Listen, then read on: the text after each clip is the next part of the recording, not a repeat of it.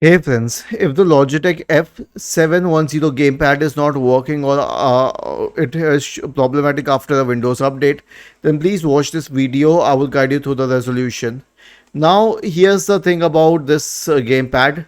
While it has drivers online as well, but you can update it from the device manager. So search for device manager and open it.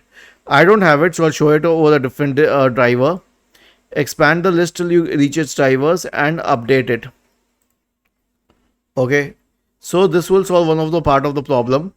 The next one is that you can uninstall that update which has ruined things. So right click on the start button, select settings from the menu, go to the Windows Update tab, select update history, select uninstall updates, and then select uninstall and then uninstall it from here.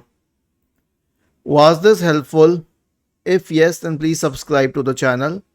If not, then let us know in the comment section of the video on how we could help you further. Thank you for watching this video and have a nice day.